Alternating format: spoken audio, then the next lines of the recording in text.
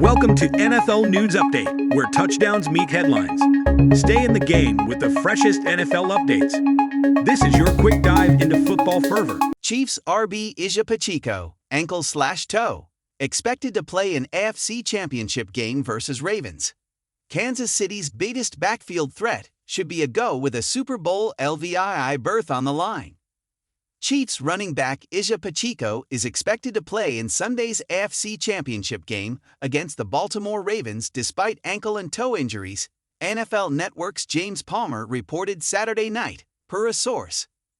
Pacheco sat out practice on Wednesday and Thursday, but he managed limited participation on Friday, something Palmer reported was the plan going into the week. And the positive momentum appears to be continuing to game day. The hard running back has been a difference maker for the Chiefs throughout his dynamic second year in the league.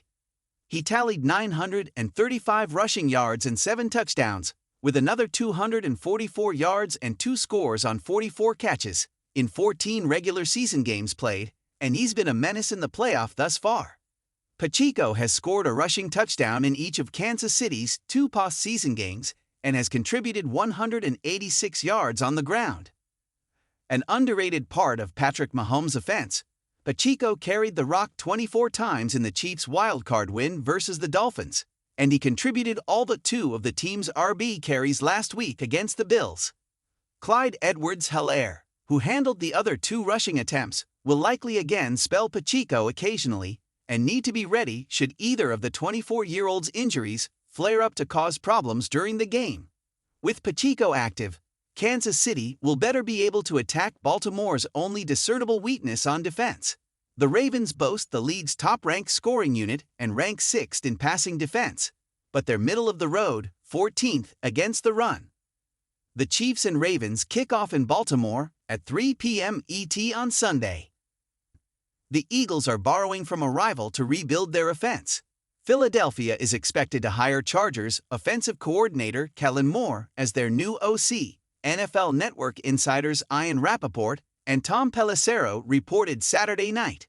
Moore spent the 2023 season with Los Angeles, a tumultuous campaign that saw head coach Brandon Staley fired on December 15 and franchise cornerstone Justin Herbert missed the final 4 games due to injury. Under those circumstances, the Chargers' offense sputtered to a bottom 12 ranking in scoring.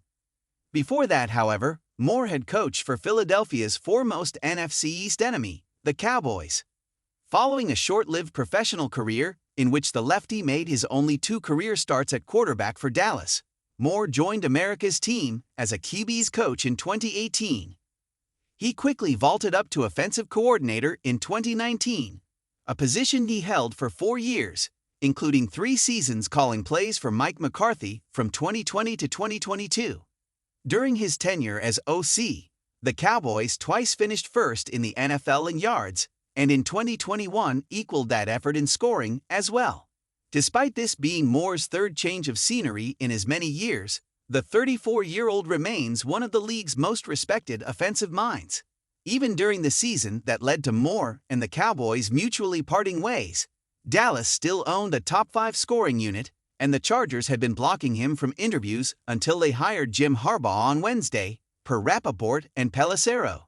Thus, it took just 3 days for fast-moving Philly to bring Moore on board.